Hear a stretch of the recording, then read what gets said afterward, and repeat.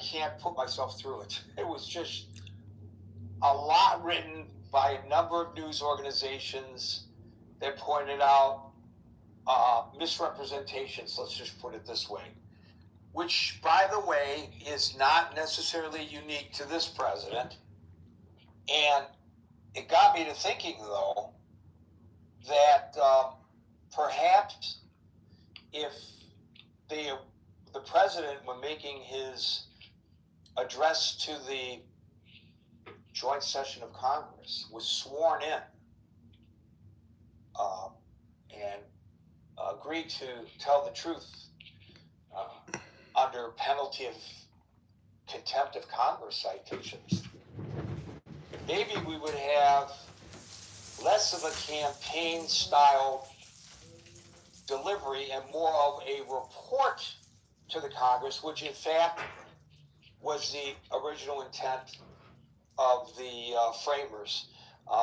The Constitution requires the president to report annually about the state of the union, but it doesn't require him to give an address to Congress.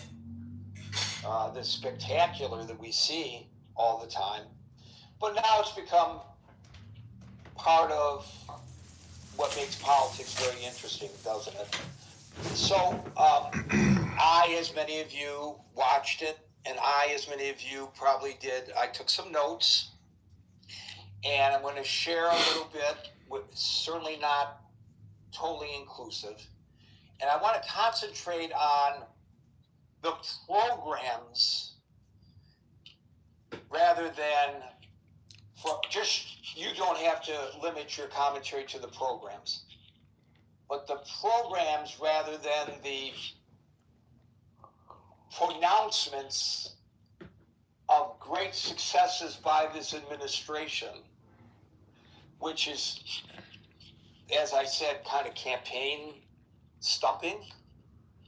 But what is he actually proposing as we enter another year of his second time serving as President of the United States?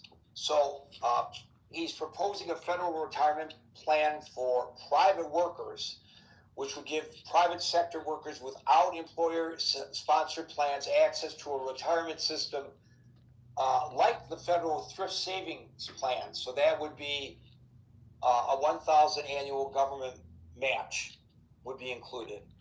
He is proposing a ban on corporate home buying. He called on Congress to codify an executive order that bans institutional investors from buying single-family homes. The idea behind this is to make housing more accessible for individuals.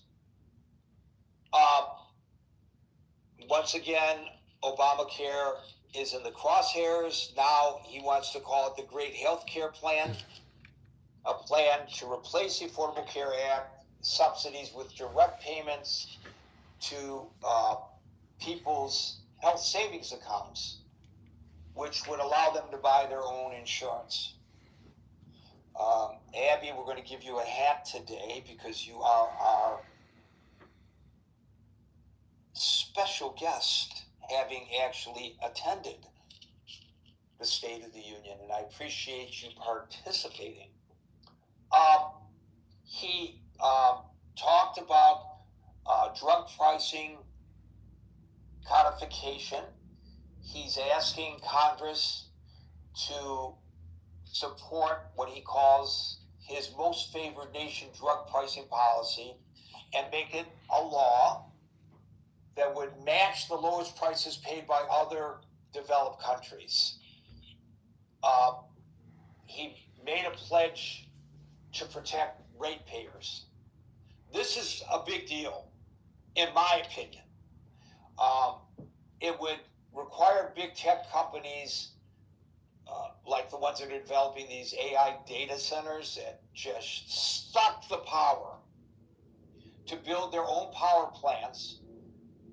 The idea is to prevent rising electricity costs for local communities. I did not hear him say this, but I would hope that any excess power that they produced would go to the grid for the communities surrounding. That's my vision of it anyway. And he, of course, wants to get congressional approval for his new 10% global tariff, potentially rising to 15%, which uses, unlike his original tariffs that were stricken down by the Supreme Court, Section 122 of the Trade Act of 1974, which allows for the tariffs to be authorized by the executive for 150 days, I believe it is, after which Congress must approve. So he's telling Congress, I want you to approve. He talked about something that he's talked about a lot before, the Save America Act. It's legislation which would require proof of citizenship to register to vote. He talked about a Stop Insider Trading Act, which actually got applause, and I thought, well, they're applauding him, but they're never going to pass it. But it's, maybe I'm wrong, but it's a ban on congressional stock trading. The idea is to prevent lawmakers from profiting from non-public information. Ironic, given the allegations that he is profiting in this administration and he profited in his previous administration from his position as President of the United States. Allegations. And he named the Vice President as the anti-fraud czar, to lead a war on fraud, to root out corruption in federal spending, to help balance the budget. He wants the full and immediate restoration of Homeland Security funding. Of course, he points a finger at the Democrats for that, the partial shutdown. He announced approval of a $1 trillion military budget. And maybe most importantly, he stated he would never allow Iran to obtain a nuclear weapon. And he said that military options were being weighed amid the ongoing crisis. So the State of the Union address was the longest in history, 1 hour and 48 minutes and a few seconds. About half the Dems in the House and Senate boycotted. Now, in a moment, all of you are going to have an opportunity to give your observations. I thought it would be interesting to grab a couple of quotes from Republicans and Democrats to see what their observations are and to show what we already know, that they are looking at things from opposite ends of the prism for sure. So let's start with Speaker Johnson. Quote, the speech was excellent. I think it's one of the best. Speaker Johnson on the Democratic lack of decorum. Talib and Omar and a few others really brought shame upon their party and upon themselves. Not mentioned by him, but notable since he made that comment.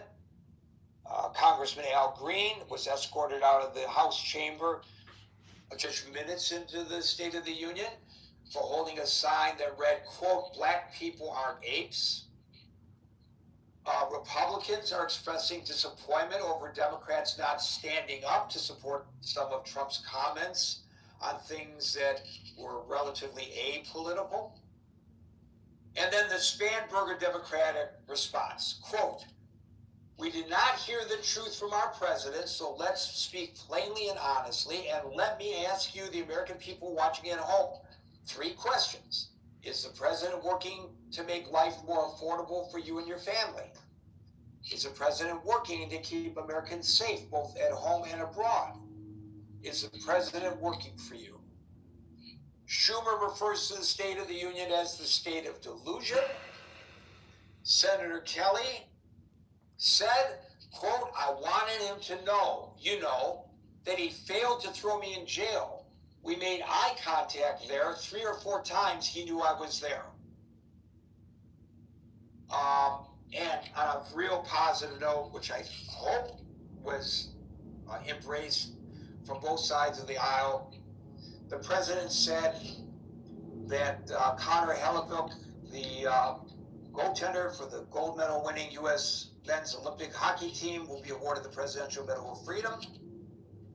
And that's pretty much the commentary on the commentary from the politicos. But I'm less interested in what they have to say and far more interested in what you have to say.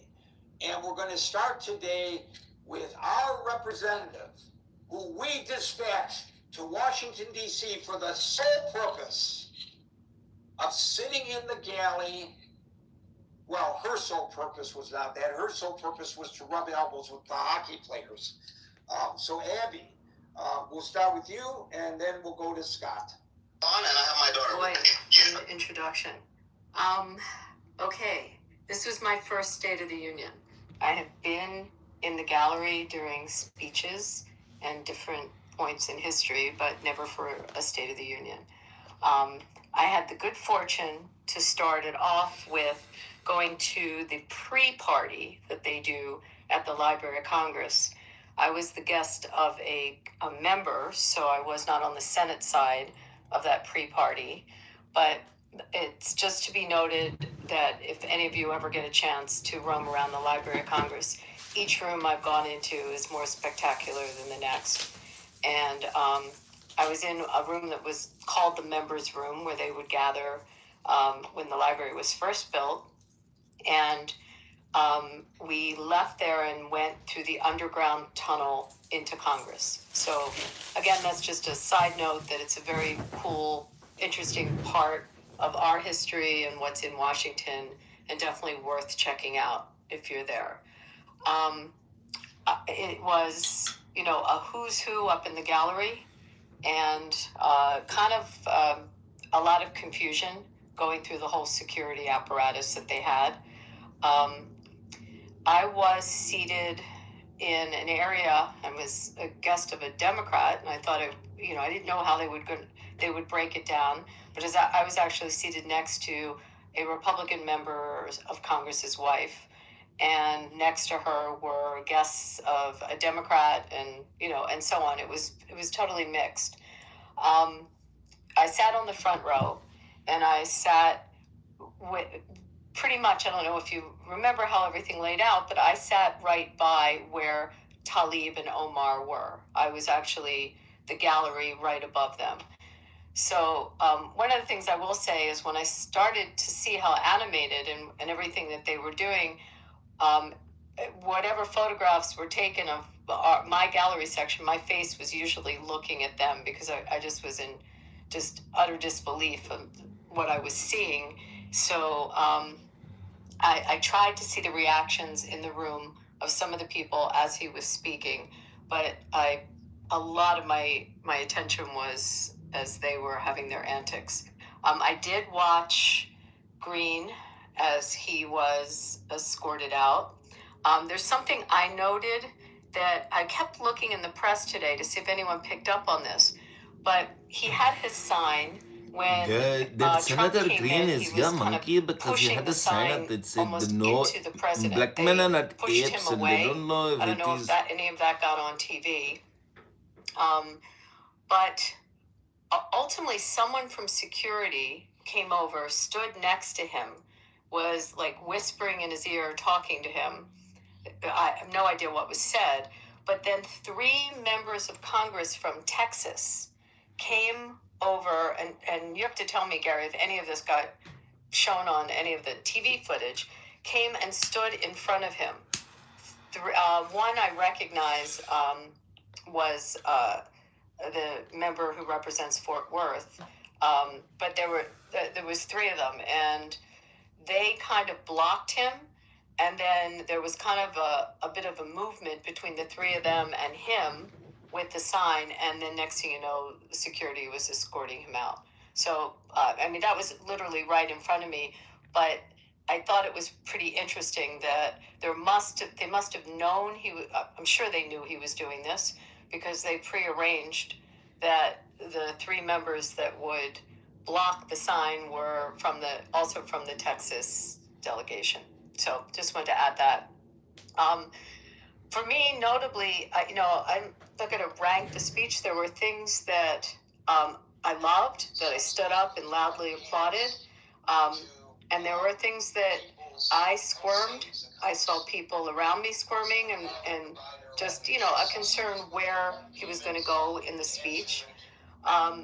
When the hockey players came in, I was praying that would be the unifying moment.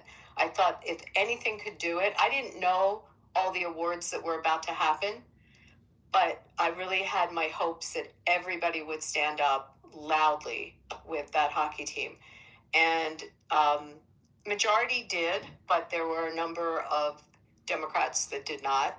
I didn't, and so that was also interesting what you said, that it was half of the delegation, because it seemed it was pretty packed on that side also. It wasn't like lots of missing seats. So curious what the final number was. I'm curious too, because that was what was reported pretty extensively at the beginning, but maybe more people came in ultimately than they were reporting. So I don't know whether that's accurate, and I should have been more clear about that. Yeah, it didn't seem like half was missing. I mean, it was pretty packed there. There were a few Republicans, like Kat Carmack, that purposely were over on the Republican side. Also, like I noticed Mike Lawler was sitting with Josh Gottheimer. There were some that are friends with each other, and so he was over on the Dem side. There are certain Democrats that stood, I wouldn't say 100% of the time with the Republicans, but John Fetterman was up and applauding a hell of a lot. And there were some I would say some of the senators were joining in. Some of the moderate Democrats were joining in on the applause on some of the issues. But the hockey team, it was, again, amazing to me. Whatever the marching orders were, not to applaud. I mean, there are often, and when you go to see a speech at Congress, there's ambassadors that come in and they won't applaud for anything. Also, the Supreme Hello, Court, Gary. I am a political they science don't student react in in any way. Hyderabad. But I these were am members of a Congress. So trans that was activist. I am that part. also a liberal That little socialist. part was disturbing, I but have been watching with the deep grandeur concern and the Donald excitement Trump's of the hockey presidency team, as he that was a violates beautiful our moment to see constitution, that. And they came in imprisons and behind kills Trump. your I'm sure you people in saw the that street on illegally, TV. enforces people to The show identification to vote awarding in your of country. the medals was just exhilarating, and also the Purple Heart. One of the recipients. I'm about of the to Medal of prank Honor call was this sitting near clubhouse where I was room. sitting. So I'm it was just an Indian incredible girl. to be in the same room as all of them.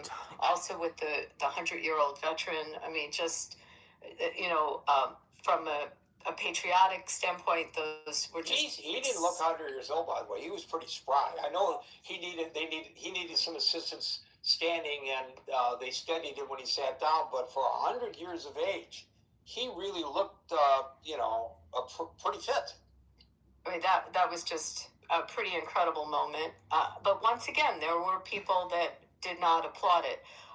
It was disturbing, and I'll get to their screaming in a second, and they're yelling, but it was disturbing when comments about supporting the firemen, and you saw people refusing to stand and applaud. I mean, there were just things that it did not make sense. They're just American issues that were upsetting. And also, when you see someone with such valor getting the Medal of Honor that had his legs shot up, and they refused to stand for him, like that was just bad.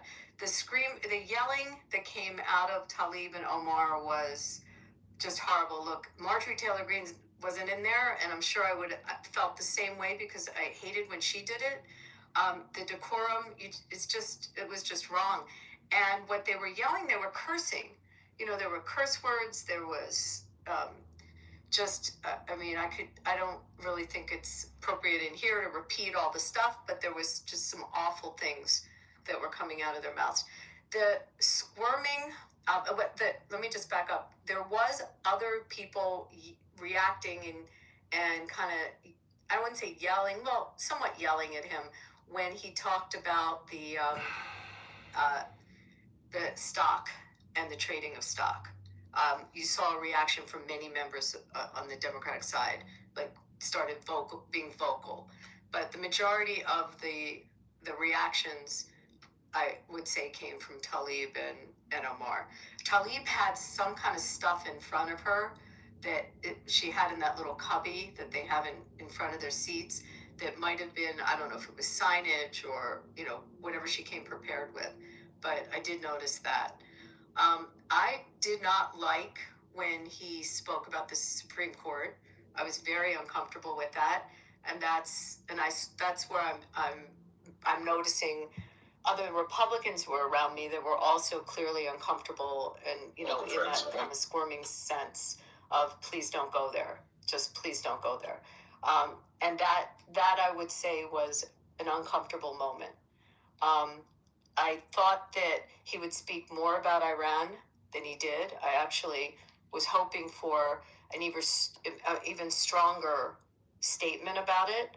I loved that he talked about the hostages. Obviously, I was up and cheering on that one.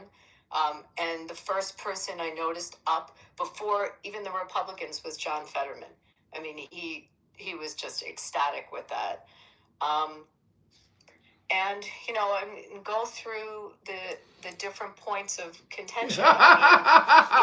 Indian girls on the stage. Indian girl. Where you saw the moderate Democrats in the room joining in with the Republicans, and that actually felt really good to see, because you felt like there's some issues where he's an we Indian are going to girl go now. forward as a nation together, and that also piggybacks on. A lot of those people were the Problem Solvers Caucus, the people that the 28 Dems and 28 Rs sits together and work on legislation. So that needs to go noticed and not unnoticed as people talk about division, that there's also camaraderie that exists and issues that they are aligned with. There was interesting celebrities there. The guy from Shark Tank, what's his name? O'Leary, I think is his last name. He was sitting around us. Some different. I met the candidate who's running for governor in Pennsylvania. She was sitting by us, and just look around. I could see the people where Melania was, and most of the people he was calling on or noting were sitting in that area. And that's you can get it, ask me any questions about it. It's pretty exhilarating to experience it, to see all the faces in person, especially for me, the Supreme Court justices. I'm bummed that 5 of them weren't there, but still super exciting to see them in person. And also, the other thing that I expected more applause for was Marco Rubio when he thanked him. I just thought some of the senators sitting on the D side would have been a little more, appreciative of Rubio. But that's basically what I have to say. I mean, if you want to get into substance on any of the stuff, I will. I just thought I'd give you more of an overview of what it was like to be in there. Thanks. Thank you, Abby. Traditionally, when these feel-good moments are presented, Never had one lesson. Political differences, and they cheer for whoever it is that's being highlighted, no matter who the president is, whether the president is a Democrat or a Republican. And I thought it bad form as well to not honor those who did not. The Medal of Honor winner and the hockey team and those kind of feel-good moments. There's an ebb and flow, and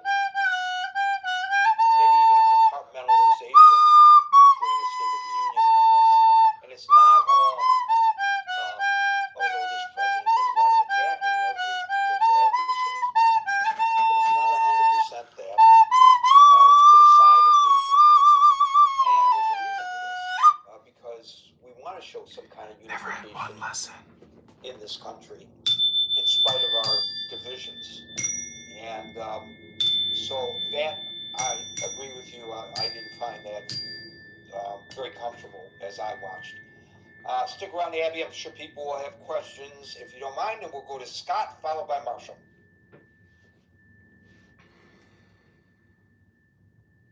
Oh man, the order is there. How did I get put up there so early? Okay. All right. Well, it's nice to just blow by blow. Thank you, Abby. Fantastic. Always nice to hear live correspondent from the Great Critical Thinking Forum. Yeah, I mean, look, overall, I fell asleep during the speech, largely because I get up early, but had to go back and dial in this morning. As far as specifics, I mean, look, there's stuff that all of us, we're going to, as Abby said, even she was squeamish at points, but ultimately, I think this. I think what Trump is good at sometimes is taking the 80-20 issue and putting it against the Democrats. He doesn't always play the culture war well, but he played it well last night. And I think that this is a time when the country is not on his side on things like immigration, on things like the tariffs. I mean, vast swaths of polling from all sources tell us that. But when you get the opposition to look extreme, when you get things that everybody, is generally supportive of, like the hockey team or the 100-year-old veteran or whatever, and you get the opposition to write things, op-eds that say the hockey team should refuse to go and all this stuff. It's an instance where I think he played the Democrats pretty well in this one. I think he made the Democrats look less in touch with mainstream America than he is, which he needed to do because I think he was on the ropes on these kind of things. I mean, when you look at the polling on the tariffs, look at the polling on ICE, and his polling in general, people are not with the president right now, but they were last night. I mean, the CNN post-game approval had the approval of 66%. Now, look, that's slightly loaded because we all know that in contemporary political, in this climate, generally the people that watch the State of the Union are people supportive of the president, right? It didn't used to be that way. Well, here's the bigger issue when it comes to that, Scott, and that is a president's approval rating generally does get a bump following a State of the Union because he's selling himself and his administration. And if there's one thing this president can do, he can sell, and especially when the product is Donald Trump. But I think that what we will see, though, is we will see that, like, polls that come out subsequent to over the next few days will not be as high as that CNN, like, immediate. Right, so that's people watching it. Right, so also typically that bump doesn't last very long. Yeah. And people forget, it fades away when reality starts hitting them again. And on the issues, the core issues that bother people, when they go to do their weekly shopping, some of that illusion of camaraderie with the president based on how he presented himself may dissipate. Yeah, no, absolutely. But all in all, I think last night overall was probably something like a win for Trump. I mean, and he needed a win, right? Because things have not been going well. So I think last night was a bright spot for the administration in what has been, a news cycle that's not been bright. So there you go. What about the various assessments that I, as I said earlier, purposely didn't go into because it's just difficult to go point by point. But I'm sure everybody saw and heard things that they kind of went, huh? I don't think that's actually true, Mr. President. How does that counterbalance the immediate after effects of a bit of euphoria? Yeah, I mean, I think fact-checking isn't what it used to be. And I think people will go into their silos and people will like look for the confirmation bias they want. So I don't know that the fact checking and that sort of journalistic homework will make a big difference. Thank you for that, Scott. We'll go to Marshall, followed by Howard.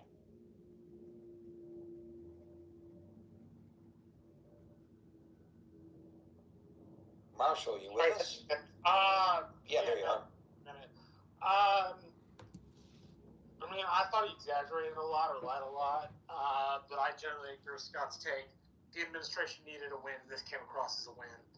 They did a good job of making. What's up, little man? They did a good job. You said hi to the dog? Okay. Sorry, little kids from next door are looking at my dogs. They both bark. Her name is Cora. And his name is Ronan.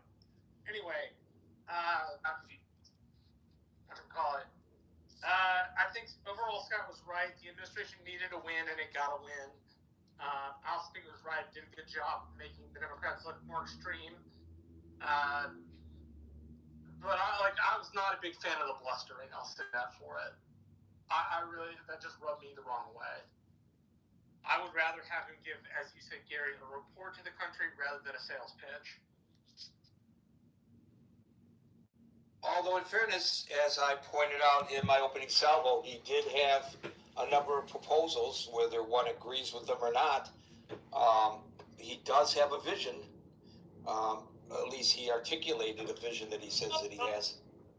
The other thing I found really cool was the awarding of the Medal of Honor. Right? Like, I thought that was super cool. I wish it had been done in a White House ceremony with a little more solemnity, but those guys getting the Medal of Honor, I thought that was pretty cool. Well, the president is a showman, and he certainly showed that last night in that moment and others. Thank you, Marshall. We'll now go to India, followed by Perusian.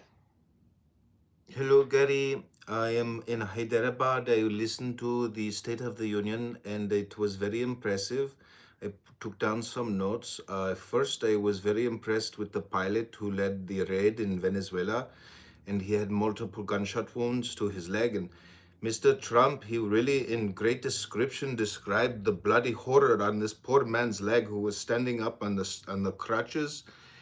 Also, the Coast Guard rescue diver who so bravely saved 150 people. Also, I will say that the Army pilot got the Medal of Honor, which was remarkable.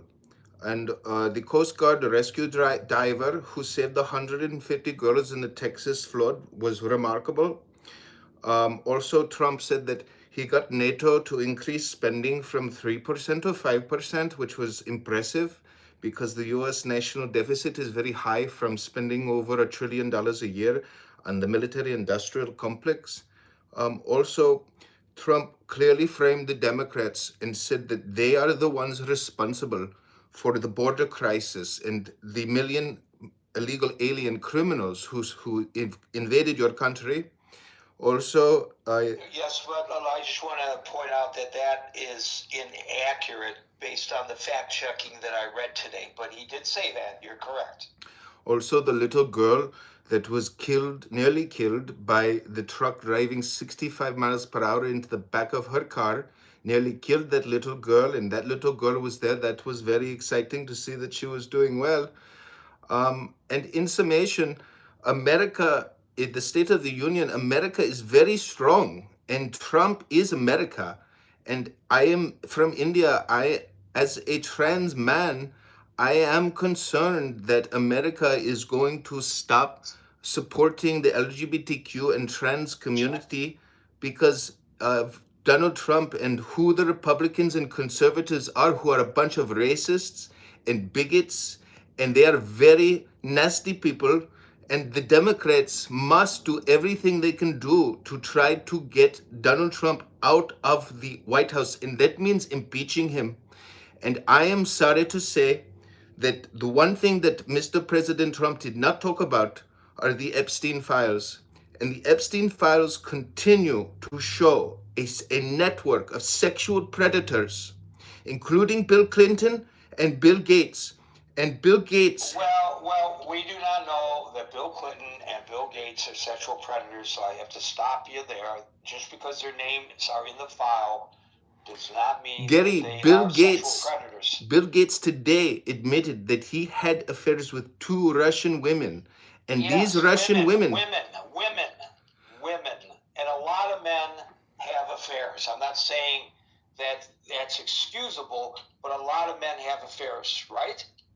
Well, You probably know people who have had affairs. I am a gay man, and I have affairs with many men, but I am also not friends with Jeffrey Epstein and billionaires who go around trafficking children. But that doesn't Because mean that Ghislaine everybody Maxwell, who is a friend of Jeffrey Epstein, Gary, Ghislaine Maxwell is in jail for sexual trafficking. Okay. Thank you for that. You're correct that he did not mention, and there were some of the survivors in the gallery, and he should have mentioned it, in my opinion, as well. Abby, did you want to jump in there? No, it's actually interesting because I was looking around, trying to figure out where they were sitting. There was, by the way, there was one thing I did want to mention. There was one arrest. I don't know if you guys saw that happen. They did arrest one person in the gallery. That was Ilhan Omar's guest. And she was protesting, wouldn't sit down, and was just, I was not in the gallery I was in, but was protesting. The security asked her several times, and then they removed her. I think that if I were a guest of a member of Congress, although that member of Congress might have endorsed what she did, but I embarrass that member of Congress. I would be mortified. If they tell me to, sit down and shut up, I would sit down and shut up. It's not the place for that kind of activity. There's a place for everything. But thank you for that. Abby, we'll go to Perusian, followed by Madison. Hello, Gary. Hello, everybody. Actually, I just came up with more than a question as on analysis about how the State of the Union speech of him was. As you, of course, I think understand, as a person with Iranian roots, I'm interested or very curious to understand what is your thinking. Well, I want to let me turn this tables and ask you: were you surprised, as Abby and I were, that he gave scant attention to Iran? He mentioned it, but he didn't really. We were told by the White House before the speech that he was going to lay out his plan for Iran, and then he didn't. Were you as disappointed as other observers who are not Iranian about? No, honestly not. I am mature enough to understand that such a step is also important are deployed toward Iran. Tensions are rising, and the 2026 midterm elections are less than 9 months away. Well, who the hell was that? It was Chick. I can listen to something else, so don't worry about it. I'm finished. I'm not going to steal your time long, but I've heard, of course, what he was saying about his will to not allow Iran to be atomic or nuclear power, country with nuclear capacities or that, but the Iranian government already in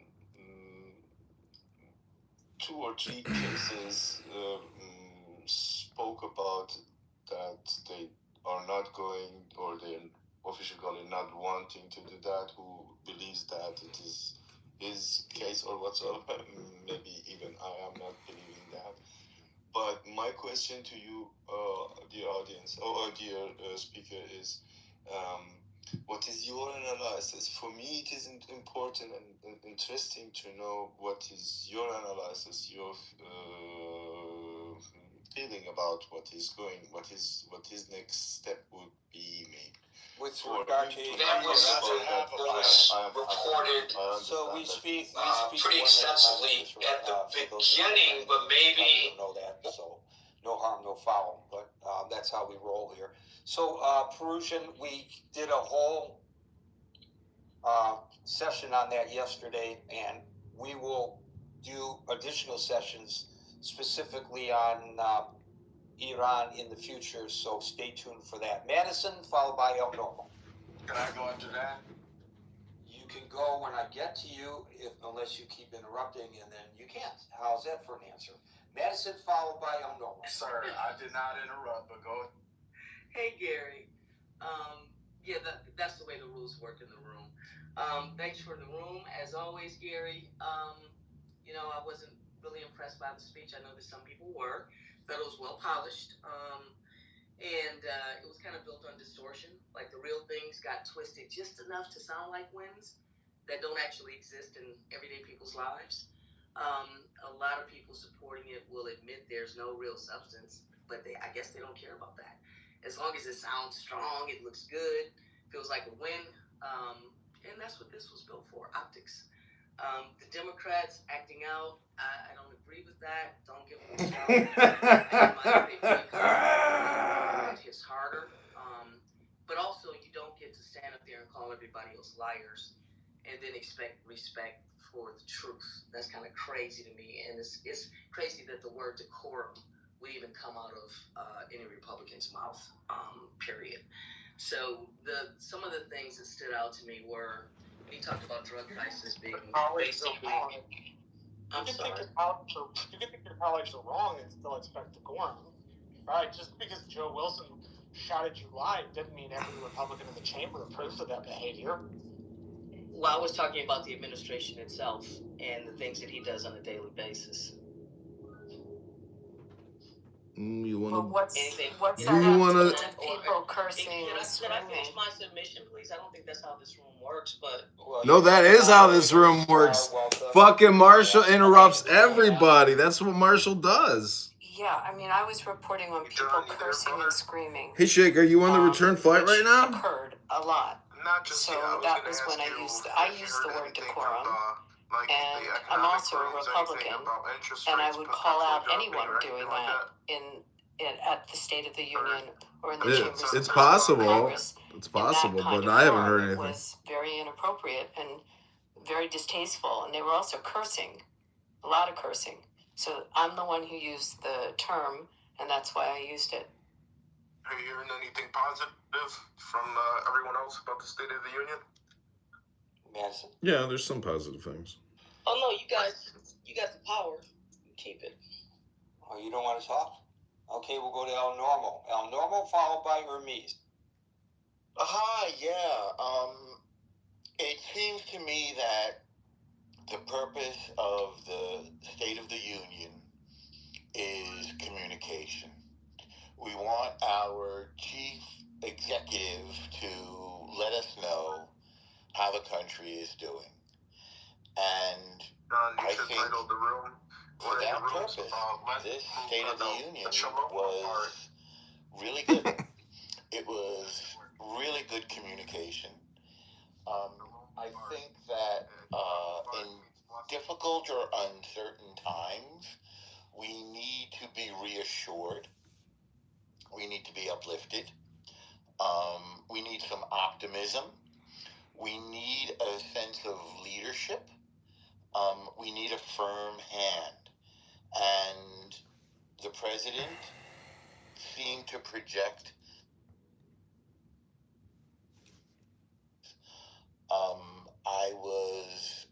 I think it's important for the State of the Union to celebrate America. He did that. I think it's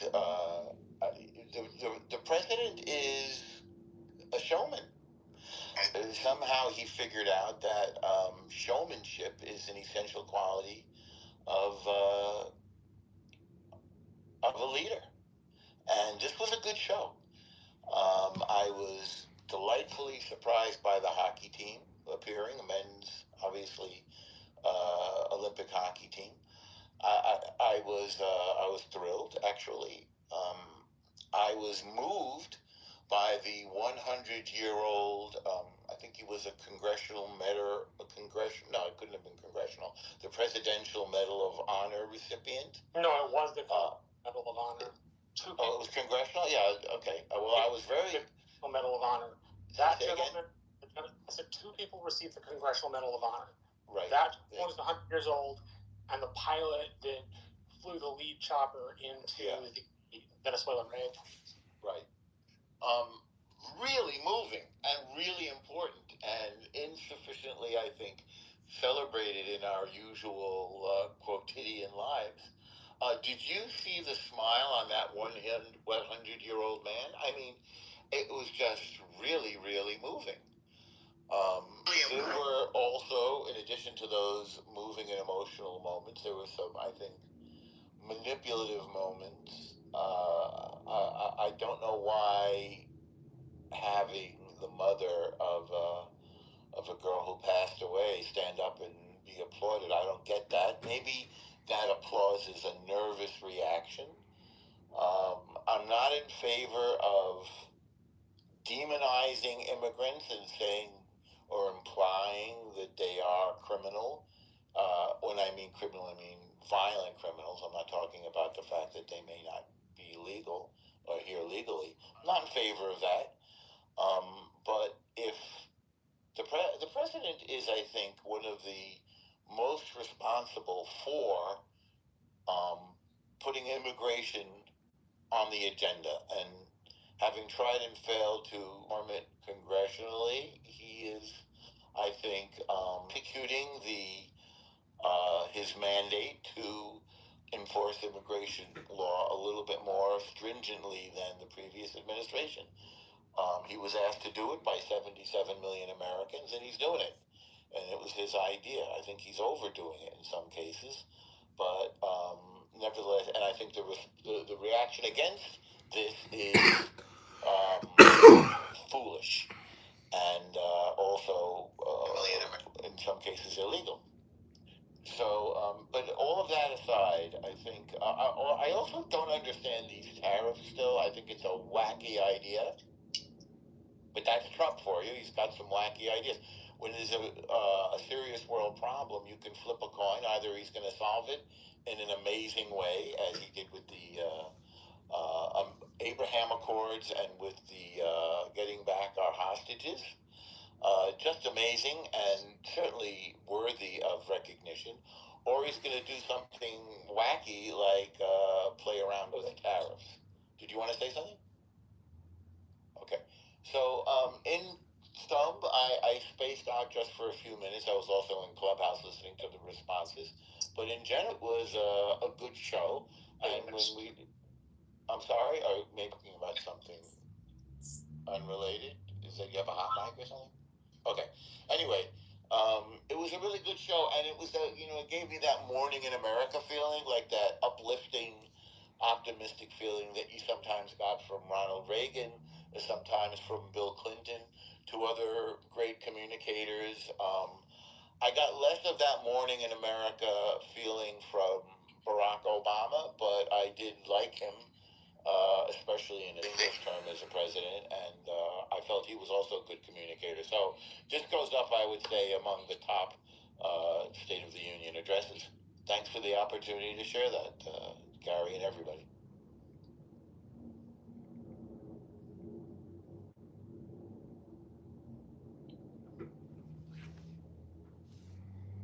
Hermes, are you there? Yes, sir. I was just looking for the cue. Thank you, Gary. Good evening, everyone.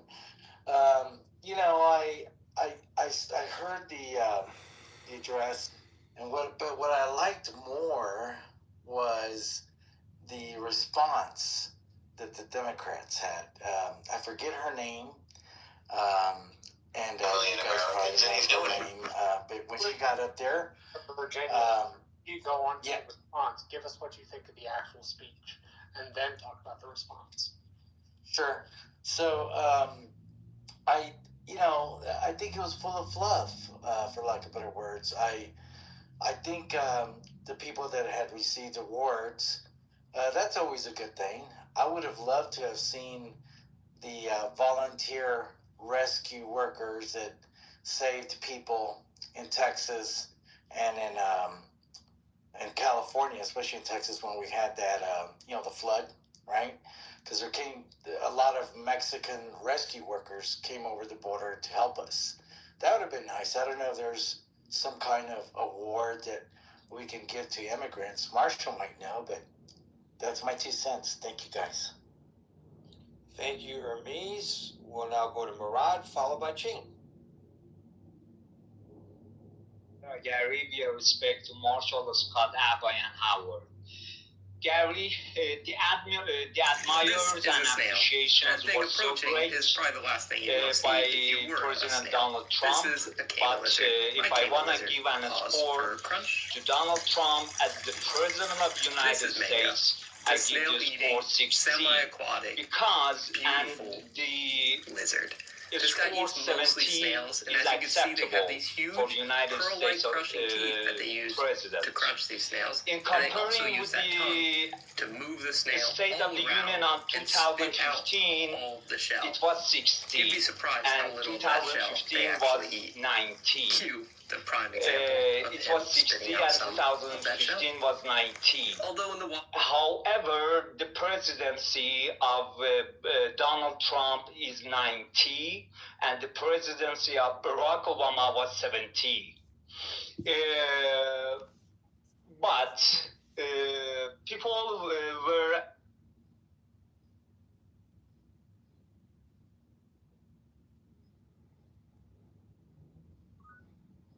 El Normo. El Normo. Great clip there. I clipped you.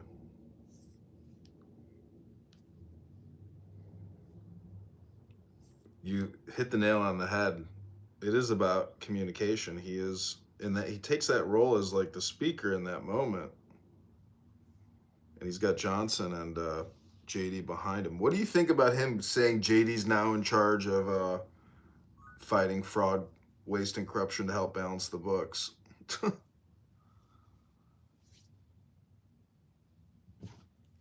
you hear me? Sorry, I was muted. Great idea, no? Why not?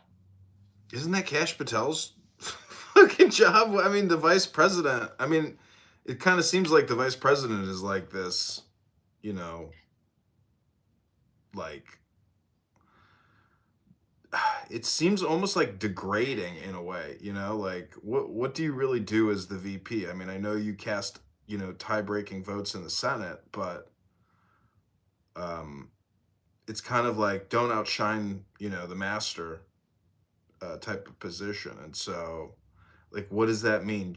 He's the czar as the VP? Like, that's not typical, right? Well, I think every once in a while people try to give the vice president something meaningful to do. I mean, look at Bush and Cheney. Mm-hmm. Well, then at least they're getting on along then well, right? Like I think it's important to have your VP pick be your best friend and partner. And you could tell with Biden and Kamala, they weren't even on talking terms. Like he couldn't deal with her, and she, Is that true? You don't think that was true? I thought that was the truth. I didn't know. I thought that's what was happening between the two of them. Like they just avoided each other because they. I mean, she's an impossible person. She was so rude at the Kavanaugh hearings that I thought they should have just pulled the plug on her, like turned off her mic. She was trying to stop the Kavanaugh hearings from proceeding. I remember. I was just shocked.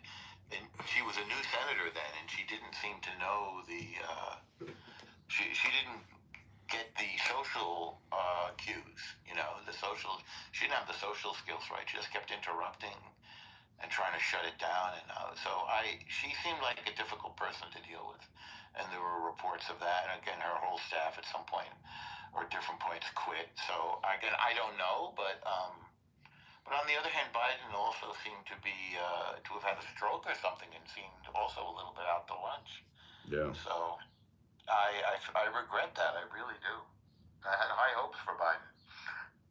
but I guess he reached his glass ceiling. Anyway, what was I thinking about? Yeah, it was good communication. I guess, actually, I probably was giving you a shout out when I said it's about communication, right? Because that's your thing. Yeah, if you have my clip, I'd love to have it. Yeah, I'll send it to you.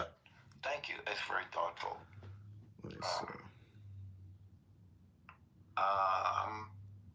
I guess bouncing around the app, looking for a good conversation. You know, it's interesting. Nobody ever calls President Trump John, but it's part of his name. And not many people know. I mean, you hit the nail on the head. He's a showman and he's a salesman, and he sold it last night. That was a master class in communication. It was tremendous in that regard. Tremendous. Yeah. And, John in Greek means Hermes, and Hermes is, the god of communication and intelligence. So from like a packet perspective, like he delivered the goods and he framed the Democrats, and he does this like whisper type of cute, like a bridge to the next statement and concept. And it's repetition. Yeah, he's basically like a musician, and like he's got some mechanical problems, but for the most part, totally coherent. Hit a lot of nails on the head, knocked a lot of balls out of the park, and I'm just a fucking Animal House. Like, what is up with the guy who looks like a monkey pulling out a sign saying African Americans are not monkeys? Like, Al Green. That's Al Green of Texas. That's the second time he's been thrown. Is he deranged? No. I don't know, but don't compare black folks to monkeys. I'm not. I'm just saying that he had a sign that, I don't think it's projection, but like if you believe in evolution and you think that, there's no sky daddy and that we came out of tree nests, I mean, it's kind of funny that, what if what if we are monkeys? See, that was what had me dying on this app, because people kept screaming, I can't believe I have to defend the concept that I'm a monkey or I'm not a monkey. Like the comedy in that of like humans arguing about their monkey status is funny, but they don't realize that the whole thing about enlightenment is like, we do have this primal type of monkey response and monkey type of, consciousness that we have to transcend above through communication. And as you'll note, El Normo, many people on this app can't actually stop talking in a conversation to listen to what the other person is saying. And that to me is like so neurotic and such a waste of time and your own energy, and it creates all this friction and frustration. People just are really bad at communicating. And like that movie, Cool Hand Luke, what I think we have here is a failure to communicate. And, I showed that to my kid not long ago. He was blown away, and that was made by the filmmaker. I have to remember his name now, but he was kind of a socialist, and this was meant to be socialist realism, social realism. And those actors, they literally worked in that heat. They weren't going into like air conditioned trailers and stuff. They were dealing with the mud and the labor and the heat that the convicts and prisoners were dealing with in that film. Mm-hmm. And it's really, I would say it's a masterpiece. It's an incredible and inspiring film. A sort of expression of 60s kind of rebellious spirit. I showed it to him. I showed him One Flew Over the Cuckoo's Nest, another sort of people revolting against institutions. Mm-hmm. And, the individuals standing up against oppression. Jack Nicholson in Cuckoo's Nest, Paul Newman in Cool Hand Luke. And I'm sorry, anyway, I guess I'm off on a tangent on the communication subject. But my dad showed me Cool Hand Luke when I was a kid, and he my dad showed me many movies and grew up at Blockbuster. And I said to my dad, I was like, Dad, you fucked up. You raised me at Blockbuster. You should have raised me at the library. He said, I want my fucking money back. And but he showed me Cool Hand Luke, and yeah, that he felt that that movie was very important, you know. And I could see how, like, I don't know, my dad's very conservative, but you know, that movie is kind of like a liberal, uh, not liberal. I don't know. It's a very American film, but that scene when they're digging and that hot blonde is washing the car, like, holy shit. Yeah, that's something. Yeah, I mean, wow, what a hot, that is like a hot piece of film. You know, that was an amazing, beautiful thing. Also, when somebody they go up on the roof on a hot day and they somehow somebody gets some beer, and they let them drink the beer. That was amazing. I mean, it's an amazing film actually. There are a lot of amazing things. George York does a tremendous job. Paul Newman does an amazing job. Yeah. It's a tragedy, you know. It ends with the death of the hero. It's an impressive film. It is. It is. Cool Hand Luke. And that's an okay way to educate you. I think he did a good job. I think your dad did a good job. My kid doesn't like to necessarily read, although I think he's coming to it on his own. He writes well, but he doesn't particularly care to read. And I think this is, you know, movies are a very effective and powerful form of communication. And let's celebrate your dad. Yeah. All right, I'm going to bounce around now. Thank you for having me here. Okay, thank you, El Normo. The great El Normo! All right, thanks.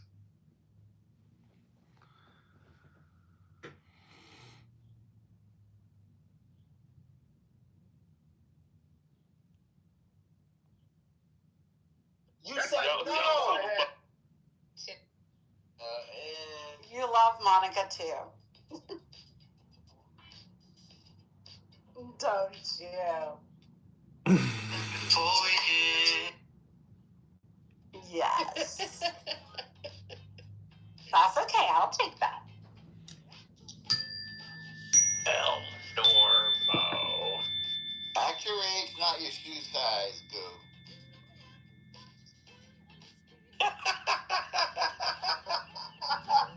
Is this in European units? That's the first. That's fucking hilarious. What do you mean it's Speaking of boomer on stuff. a daily basis, my brother.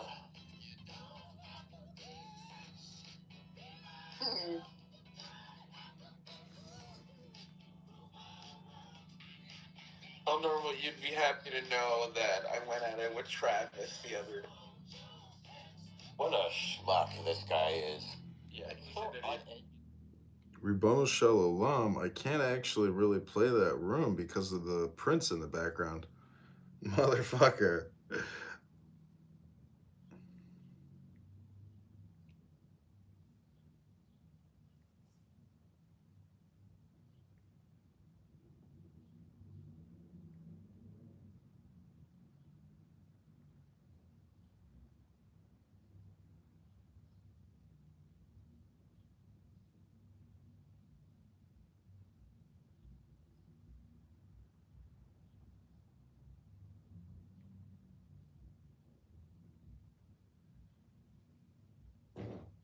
Did somebody step on a duck?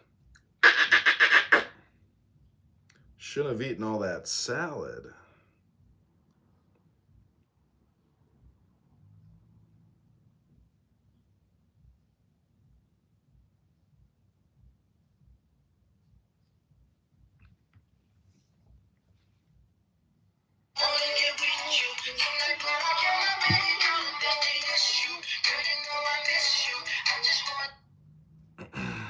Okay, I'm just gonna do some meditation music here.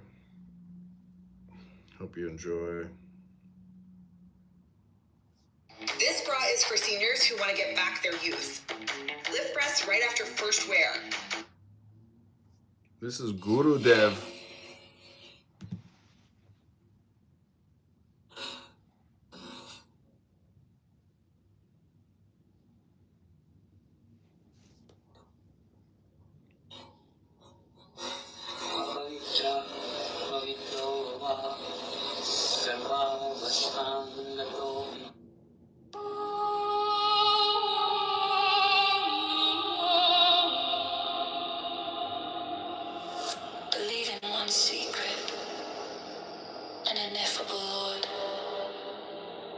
and in one star in the company of stars, of whose fire we are created, and to which we shall return, and in one Father of life, mystery of mystery. In his name Chaos, the sole vicegerent of the sun upon the earth, and in one air the nourisher of all that breathes. And I believe in one earth, the mother of us all, and in one womb wherein all men are begotten, and wherein they shall rest. Mystery of mystery. In her name, Babylon.